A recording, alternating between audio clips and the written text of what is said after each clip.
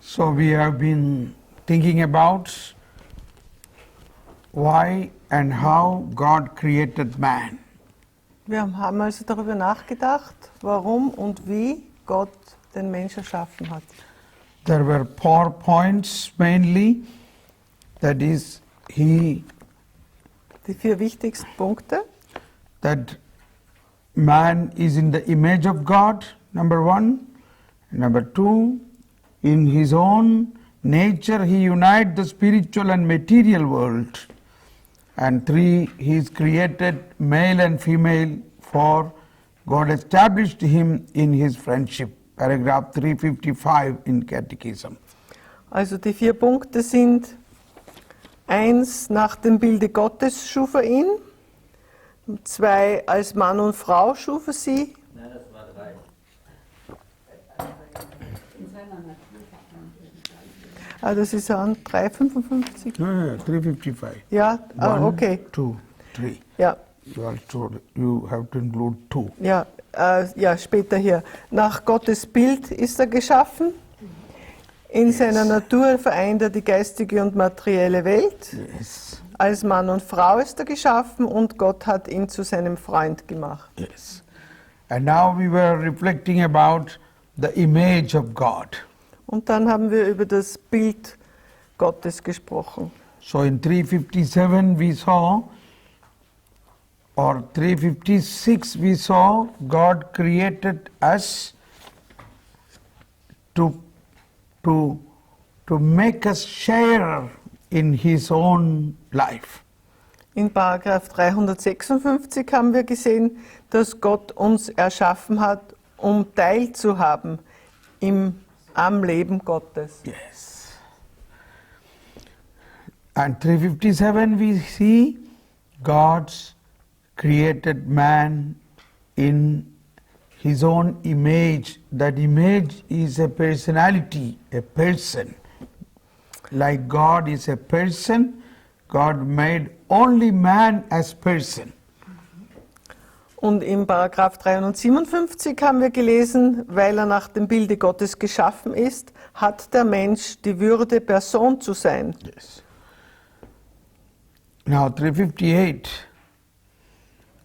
or the second part of 357 is, he is called by grace to a covenant with his Creator to offer him a response of faith and love that no other creature can give in his stead. Und dann in Paragraph 357 steht noch: Und es ist aus Gnade zu einem Bund mit seinem Schöpfer berufen, um diesem eine Antwort des Glaubens und der Liebe zu geben, die niemand anderer an seiner Stelle geben kann. So this covenant, I had always say about this covenant. What is the covenant? Ich habe schon öfter über den Covenant gesprochen. Was ist das, dieser Bund? Covenant means it's not a contract. Covenant means it is giving one's life for the other, vice versa, and mingling one another irrevocably, inseparatably. Also ein Bund ist kein Vertrag, sondern eine Vereinigung, eine unwiderrufliche Vermengung mit dem anderen. Life, giving one's life. Indem man das eigene Leben dafür gibt. So that is what it is. From that covenant, even our marriage covenant came, that I am married to my wife as a covenant. That means I gave my life to her and she gave her life to me, and both our life become one. We cannot change it. We cannot separate it. Ebenso in einem Ehebund sind die beiden Partner, der Mann und Frau, so verbunden, sie können es nicht trennen. Sie sind füreinander für immer verbunden. So, God made man in such a way that he can enter into a covenant with God and God with man. Also Gott hat den Mensch so geschaffen, dass der Mensch mit Gott und Gott mit dem Menschen in einen Bund eintreten kann. God cannot make a covenant with an animal. Es kann zum Beispiel Gott keinen Bund mit einem Tier schließen God cannot make a covenant with sun or moon. oder mit der Sonne oder dem Mond. God cannot make a covenant with the plants. Oder Gott kann keinen Bund schließen mit den Pflanzen, But only with man. sondern nur mit dem Menschen. Why? Warum? Because man, God made as a person like God. A personal relationship is possible. Warum? Weil der Mensch eine Person ist und eine persönliche Beziehung möglich ist. And that person has a soul like God, a spirit like God. Und diese Person hat eine Seele, einen Geist wie Gott. That person's nature or that person's is like God with a spiritual and immortal personality. Diese Person ist wie Gott. Er hat eine geistige und unsterbliche Person. Yes. So this immortality and spiritual aspect is important to make a union with God and God with man. Also diese Unsterblichkeit And geistlich. und diese geistliche Qualität sind ganz wichtig, um diese Verbindung mit Gott zu machen. So that is only possible for man, Das ist no nur- other creature in visible world. Das ist nur für den Menschen möglich in der sichtbaren Welt. Yes. So we are already in that covenant by believing in God. Wir sind also bereits in diesen Bund eingetreten, indem wir an Gott glauben. So that is why, that is how we experience God. God you can experience as a person. So erfahren wir Gott auch als eine Person. So many people say, oh, I have no experience. Viele Menschen sagen, ich habe keine Erfahrung. I am going to church, oh, it is all dry, I have no experience. Ich gehe zwar zur Kirche, aber es ist so trocken, ich habe keine Erfahrung. The reason is they don't understand or they have to grow into this understanding who is God and who is man and how God made man and why God made man. Der Grund dafür ist, dass sie in dem Verständnis wachsen müssen, wie Gott ist, warum Gott und wie Gott den Mensch erschaffen hat. Yes, Kali. Bitte, in welchem Augenblick erhält der Mensch seine Seele? Von seiner Geburt, in seiner Zeugung oder von alters her? Weil die Seele ist ja nun das, was unsterblich ist. Und woher kommt das? At which moment does man receive his soul? We will learn about this when we talk in the further paragraph about the body and soul. It comes here. Okay, we will come to that. Es wird später, diese Frage wird später noch beantwortet. In the second part we are learning body and soul, how God created body and soul.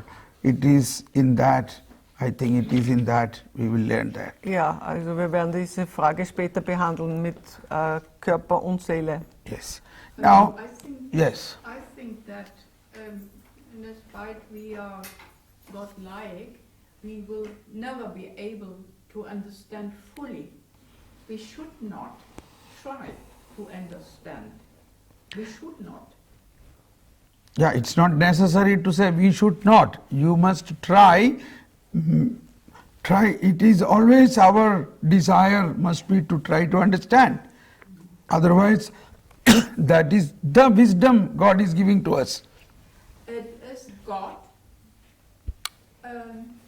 who gives us the understanding. So that always. Ourselves, we should not try to understand because otherwise it will always go No, wrong. no, no, no, no. This is again a false thinking. God's, it is not our initiative, it is an inspiration from God. It is inspired by God. Yeah. It is not your initiative. Initiative come from God. Yeah, Then there is no problem. yeah, Correct? yeah. Yes. So the initiative come from God, but we have to respond to that initiative. That initiative comes early in the morning, you get up and pray, but you can say, oh no, I want to sleep. So the initiative is put off. The initiative says, you learn more about me. But no, I don't want to learn. So initiative is put off. That is what is happening. Thomas Paul sagt auf die Frage von Ursula oder die Ursula. Aussage, ja, die Aussage, dass wir doch gar nicht versuchen sollen, Gott zu verstehen, sagt er, nein, das ist nicht richtig, das ist falsches Denken, denn die Initiative oder die Inspiration kommt ja von Gott. Und wir sollen schon versuchen, jederzeit ihn mehr zu verstehen. The paragraph 1 in CCC says, Und da steht im Paragraph 1 im Katechismus, He calls man to seek Him, to know Him, to love Him with all his strength. da steht im ersten Paragraph, okay, Ursula, first chapter, first paragraph, which says, God calls him to seek Him, to know Him, to love Him. This is what we learned in the catechism, why God created us. God created us to seek Him, to know Him, to love Him, to serve Him. You have one verse in the Psalm 131. That means I'm not thinking about things which are too high for me, which are too wonderful for me. Jesus teaches you I'm when not it's trying the to right understand time. Im Psalm 131, der Sagt Satz. ja, aber die richtige Zeit, es zu wissen. also Jesus selber zeigt dir die richtige Zeit, wann es dran ist, das zu wissen. Okay, now here the first paragraph says, God wants us to seek Him, to know Him, to love Him. wo ist das deswegen? Now, Paragraph 1 gegen Ende. no. Er ruft, im Paragraph 1 vom Katechismus heißt es, er ruft ihn und hilft ihm, ihn zu suchen, ihn zu erkennen und ihn mit all seinen Kräften zu lieben. See, you are referring to Psalm 131 or 130? 131. 131. It is a Psalm Ja, 131 theme is to humble yourself, trust in God.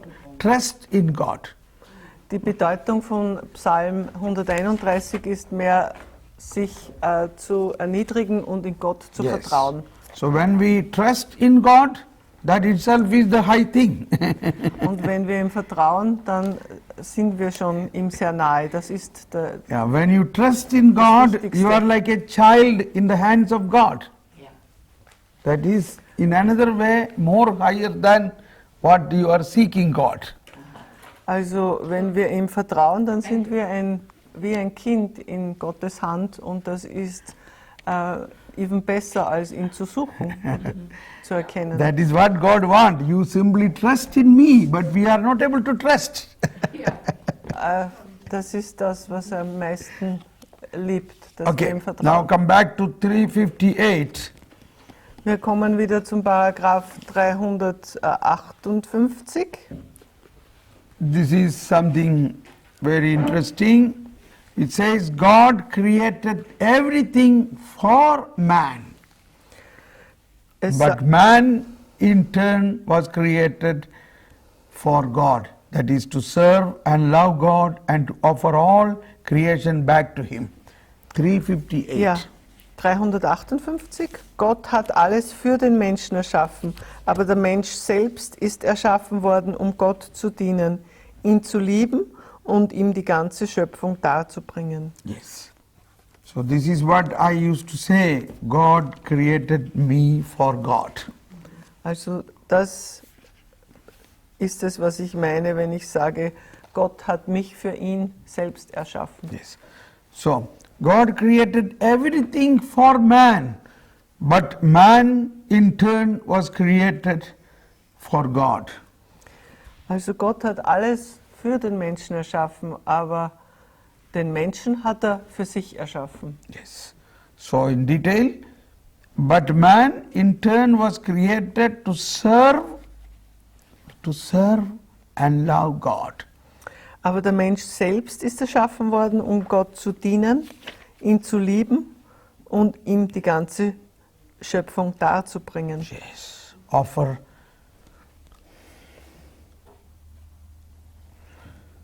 (359) says, in reality, this is a beautiful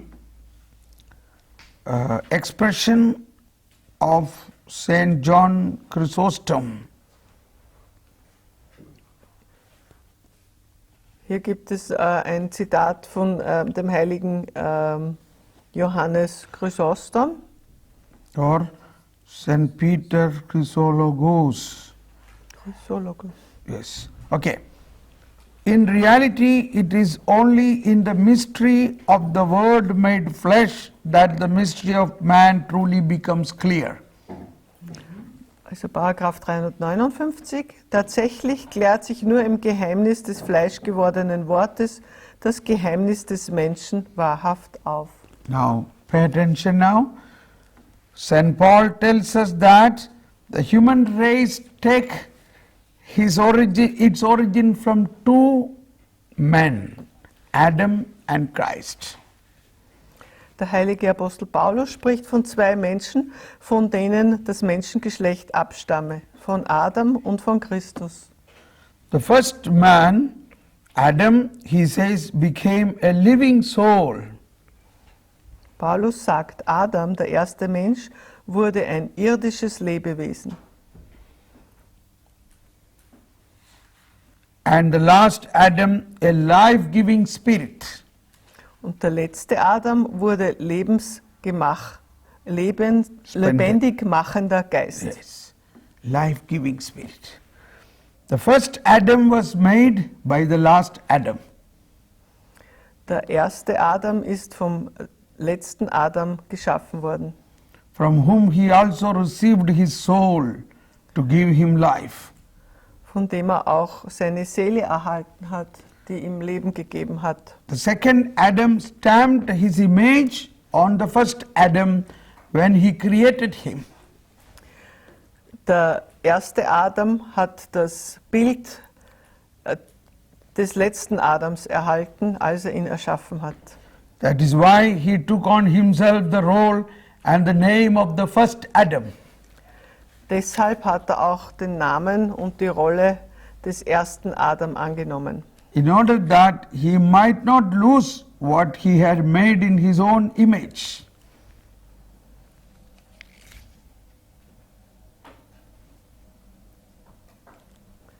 Continue. Ja, ich habe es übersetzt, ich habe es gar nicht gelesen. Jener Erste ist von diesem Letzten geschaffen worden und hat auch von ihm die Seele erhalten, damit er lebendig wurde.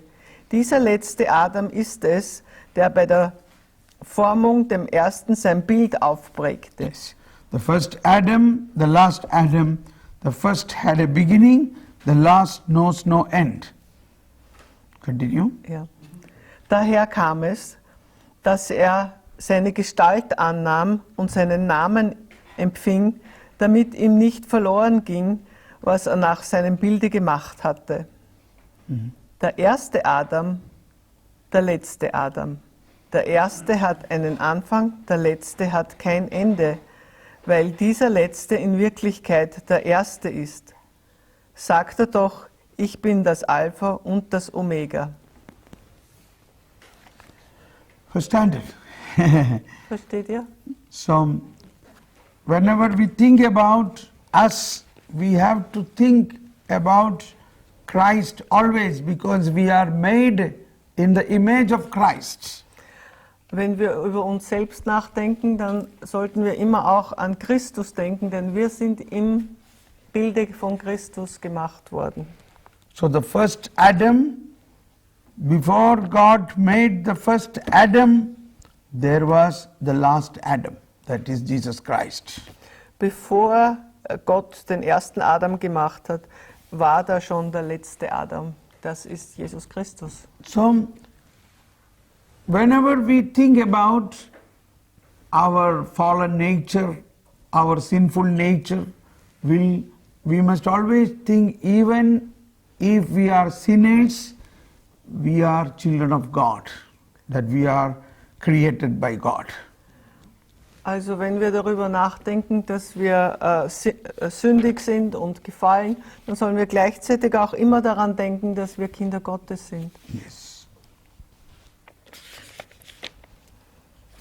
And that is why here it is written, that is why he took on himself the second Adam, stamped his image on the first Adam when he created him. That is why he took on himself the role and the name of the first Adam in order that he might not lose what he had made.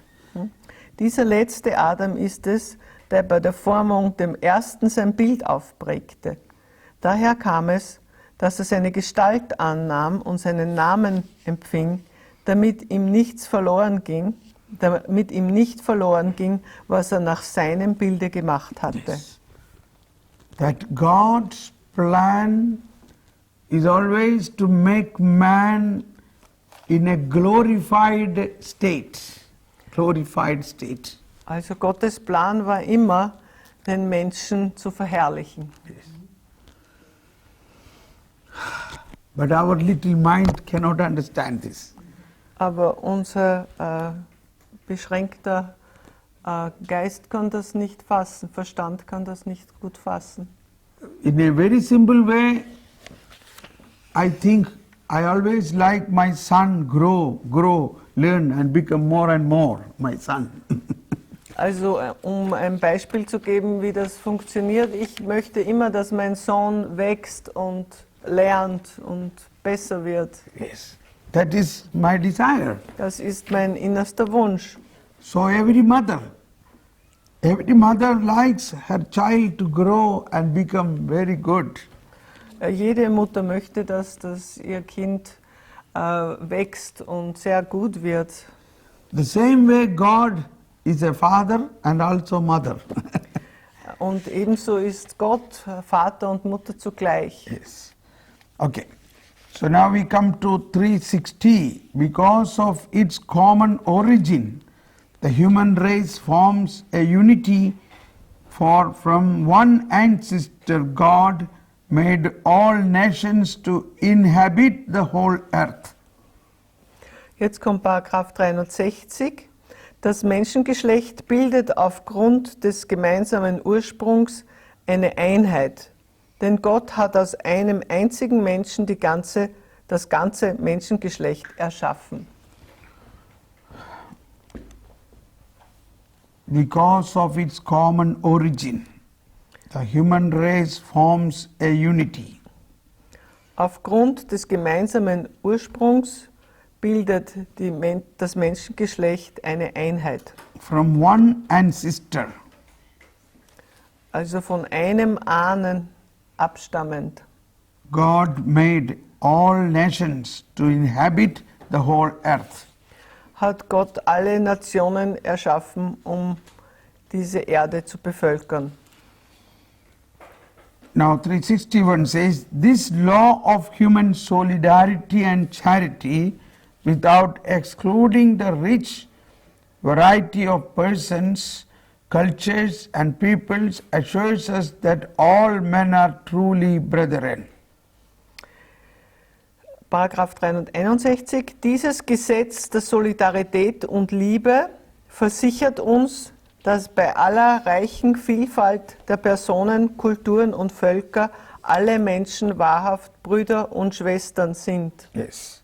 Whether black or white or red or yellow, all are actually brother and sister. But it is a mystery how they got such a different nature. Also ganz gleich von welcher Farbe oder Rasse, wir sind alle Brüder und Schwestern. Und es ist ein Geheimnis, wie so eine große Vielfalt entstanden ist. Yes. I have understood we are all brothers and sisters because of first Adam. Correct. Okay. And the very first Adam is not father of our faith, and therefore faith is not necessary to become brothers and sisters. We are brothers and sisters anyway, I think. Naturally. Thank you. Also, Kali hat gerade gesagt, kannst du es nochmal sagen in Deutsch? Ich versuch's auf Deutsch. Ja. Also, wir stammen alle von einem Adam ab, dem Mann von Eva. Und weil das so ist, ja, und ursprünglich ist auch Jesus dieser Adam schon, weil das schon so ist, sind wir alle Brüder und Schwestern. Adam ist aber noch nicht der Vater unseres Glaubens, das war Abraham. Und so ist der Glaube nicht notwendig dafür, dass wir Brüder und Schwestern sind. Wir sind Brüder und Schwestern von unserer Natur, von Ewigkeit her, so wie Gott uns erschaffen hat, als Mann und Frau, Brüder und Schwestern. Okay, even Abraham received faith before he was nothing. Abraham received faith as a free gift when he had no faith. Aber Abraham hat seinen Glauben auch schon als freies Geschenk erhalten, als er noch keinen Glauben hatte. He was not a Jew, he was not a Hebrew, he was not a God man at that time. Damals war er weder Jude noch Hebräer noch ein Mann von Gott. He was not. So therefore, Abraham is considered as the father of Gentiles and the righteous. Daher wird Abraham als der Vater der Gerechten und der Heiden anerkannt oder gesehen. Yes. Und der Juden. Okay. Now we come to this important topic on in the second part, how God created man with body and soul. Jetzt kommen wir zu dem zweiten Teil, wie Gott den Menschen mit Körper und Seele erschaffen hat. Yes.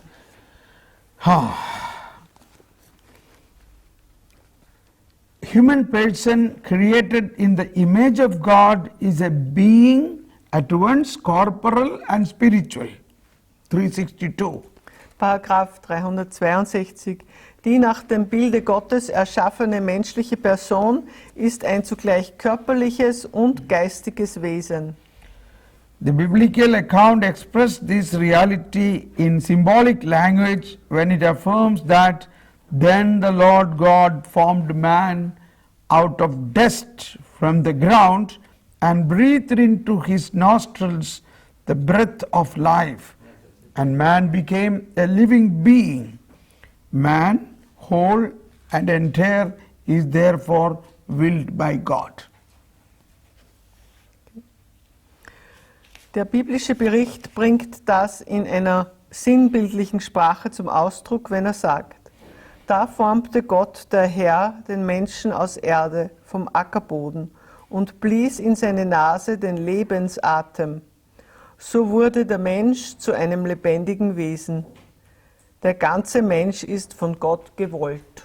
Yes. Now we go in detail. In Sacred Scripture 363, Sacred Scripture, the term soul often refers to human life or the entire human person. But soul also refers to the innermost aspect of man, that which is of greatest value in him, that by which he is most especially in God's image. Soul signifies the spiritual principle in man. Paragraph 363.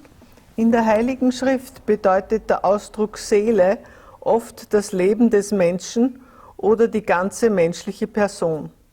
Er bezeichnet aber auch das Innerste im Menschen, das Wertvollste an ihm, das, wodurch er am meisten nach dem Bild Gottes ist.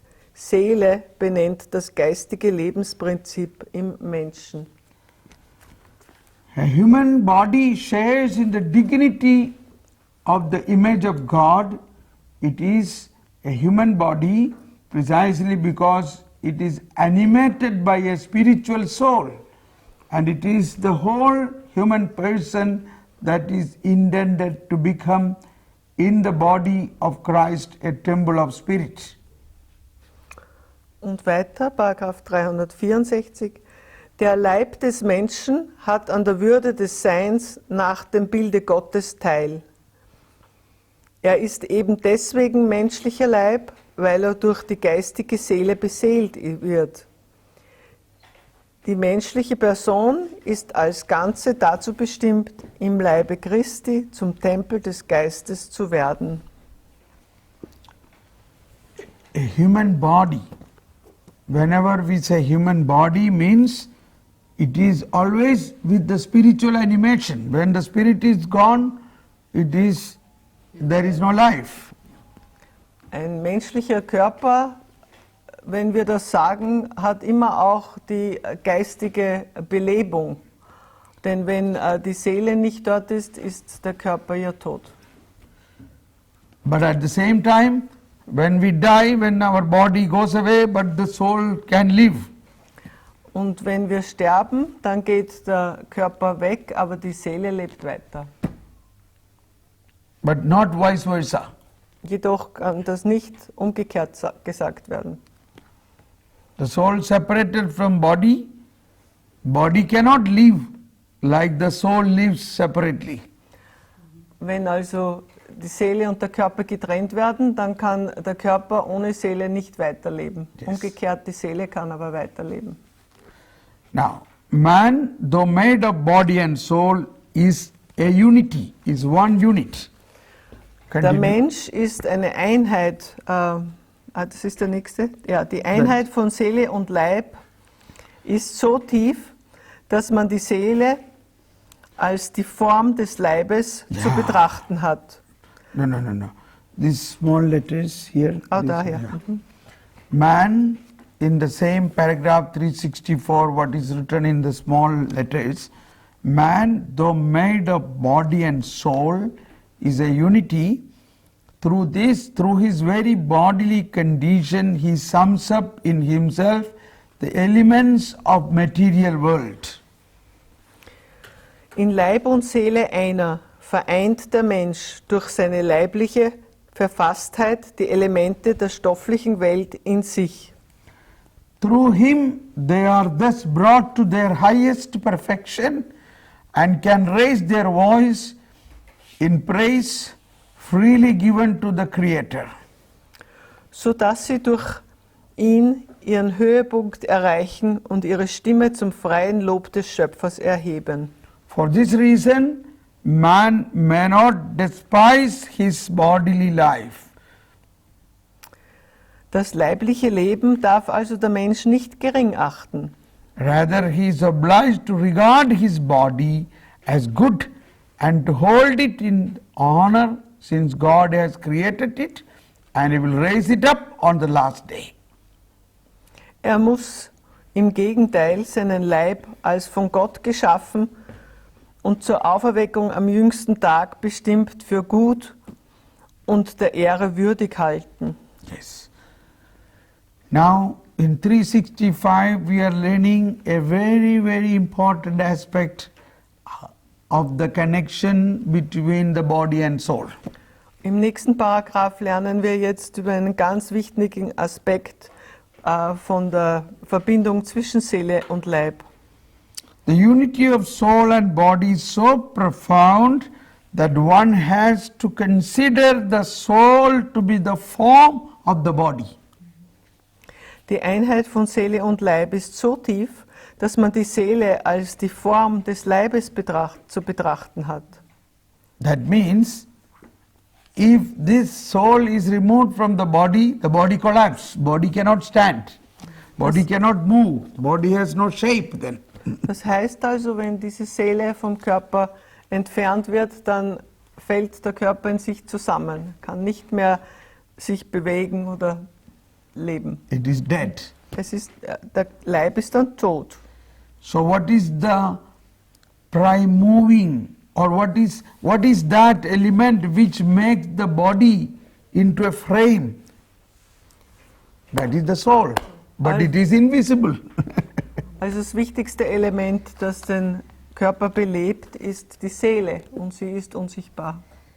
So this invisible soul become a frame for our body. Diese unsichtbare Seele wird aber der Rahmen unseres Körpers. Yes. Frame. Is it, perhaps, can you compare it with the skin around the baby in the mother's womb? I cannot compare anything to that. This is invisible. It's an invisible reality. It is real, but invisible. Es kann nicht verglichen werden, weil es eine Realität ist, aber eine unsichtbare. So, this is where the invisible and visible connection become more profound. What is important, visible or invisible? Also hier sehen wir, dass das Sichtbare mit dem Unsichtbaren verbunden ist. Und da ist die Frage, was wichtiger ist oder was tiefer gehend ist, das Sichtbare oder das Unsichtbare. Yes. So in the spiritual life, invisible is more powerful and important than visible. Also im geistlichen Leben ist das Unsichtbare wichtiger und mächtiger als das Sichtbare. Okay, so the invisible or the unity of soul and body is so profound that one has to consider the soul to be the form of the body. Die Einheit von Seele und Leib ist so tief, dass man die Seele als die Form des Leibes zu betrachten hat. That